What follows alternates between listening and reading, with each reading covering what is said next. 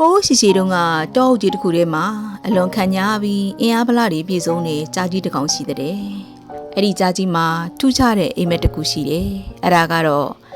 ဒီနေ့မှသူဟာဒီတောအုပ်ကြီးရဲ့ဘယင်ဖြစ်ရမယ်။တောထဲကတလိမ့်ဆန်အလုံးကသူ့ရှိမှဒူးထောက်စီရမယ်ဆိုတဲ့အိမ်မက်ပေါ့။ဒါပေမဲ့အဲ့ဒီကြားကြီးကအိမ်မက်ပဲမက်နေပြီးတနေ့ဘာမှမလုပ်ဘူး။သူများတွေအမဲလိုက်နေချိန်မှာသူကတော့တစ်ပင်အောက်မှာလဲနေရင်ငါကတနေ့ဘရင်ဖြစ်မဲ့သူပဲငါမှပါရမီရှိတယ်လို့တွေးနေတယ်။သူစားဖို့အတွက်ကတော့အိုမင်းမဆွမ်းဖြစ်နေတဲ့သူ့ရဲ့အမိအဖကြောက်ကြီးနှစ်ကောင်းကတော်တဲ့ကရှာဖွေကျွေးမွေရတယ်။မိဘတွေကအမဲလိုက်လာတဲ့အသားကိုပါစတဲ့ထိလာထည့်ပြီးတော့ကြားကြီးကတက်တောင့်တက်တာစားတောင်းပြီးဟိုကြည့်တီနဲ့အိတ်လိုက်စားလိုက်နေအချိန်ကုန်နေခဲ့တာပေါ့။ဒီနေ့နာမည်ကြီးတစ်ပါးကသူ့ကိုပညာပေးချင်တာနဲ့ကိုရောင်ဖြောက်ပြီးမိလာတယ်။အတင်ကြားကြီးမင်းမအိမ်မက်ရှိတယ်ဆိုဘာလို့ဘာမှမလုပ်ပဲဒီတိုင်းနေနေတာလဲဆိုတော့ကြားကြီးကဂိုယူဝင်ကြွားစွာနဲ့ပြန်ပြောတယ်ကျွန်တော်မှအစီအစဉ်တွေအများကြီးရှိတယ်အချိန်တန်ရင်အကုန်ဖြစ်လာမှာပါအခုတော့ကျွန်တော်ရဲ့မိဘတွေရှိသေးတာပဲသူတို့ကကျွန်တော်ကိုအဆင်ပြေအောင်ထားတာပဲတဲ့နမင်းကြီးကပြုံးပြီး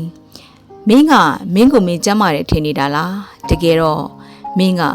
စိတ်သက်လေးဖြတ်နေတဲ့သူတဲ့အတောင်မှန်ရှိပေမဲ့မပြန်တဲ့ငှက်ကကြောက်ခဲနေတူတယ်မင်းရဲ့အိမ်မက်တွေကအိမ်မက်ထဲမှာပဲလှနေပြီးလက်တွေမှာတော့သုံးစားမရတဲ့တစ်သားတုံးဖြစ်နေတယ်လို့ပြောတယ်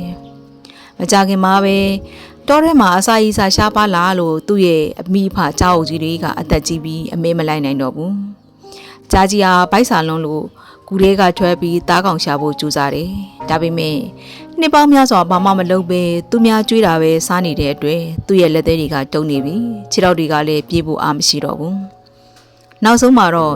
အိမ်မက်ပဲမှတ်နေတဲ့ကြားကြီးဟာကြွက်တကောင်တော့မှမဖမ်းနိုင်ပဲတစ်ပင်အောက်မှာအာပြက်ပြီးလဲကျနေခဲ့တယ်။ဒီပုံမြင်လေးကပေးခြင်းနဲ့သင်ခန်းစာလေးကတော့အိမ်မက်ဆိုတာလှုပ်ဆောင်ချက်မပါရင်စိတ်ကူးရင်မှုတတ်ပါပဲ။မိဘဆိုတာထောင်ရအရေးမပေးနိုင်ဘူး။သူတို့ကကိုပြန်တန်းဖို့အောင်မွေးခိုင်းတယ်။ကိုကြတော့ပေါ်ကိုမရက်ပဲသူတို့ပခုံးပေါ်တစ်သက်လုံးတက်စီးဖို့မဟုတ်ဘူး။သူများကြွေးတာပေးတာစားနေရတဲ့ဘဝကတက်တောင့်တက်တာရှိပေမဲ့အဲ့ဒါကလူတယောက်မှရှိတဲ့အရေးချင်းတွေအရေးအသွေးတွေကိုတဖြည်းဖြည်းတက်နေတဲ့အစိတ်ငွေ့ရည်နဲ့တူတယ်။ကိုမခွန်အားရှိတော့အချိန်ရှိတော့မှကိုချတော့ပေါ်ကိုရက်တီကြည့်ပါ။အိမ်မက်မက်နေတယ်ဆိုရင်တော့အခုပဲအိမ်မက်ကနေထားလိုက်ပါတော့။ဆရာကမင်းနာကိုရောက်နေပြီလို့ပြောကြရင်ပုံမြင်လေးကိုနှီးကုန်းချုပ်လိုက်ပါတယ်။အခုလိုစိတ်ဝင်စားဖွယ်ပုံမြင်လေးအကြောင်းအရာလေးတွေမျှဝေပေးနေတဲ့အကောင့်လေးကို like and follow လုပ်ဖို့ဖိတ်ခေါ်ပါရစေနော်။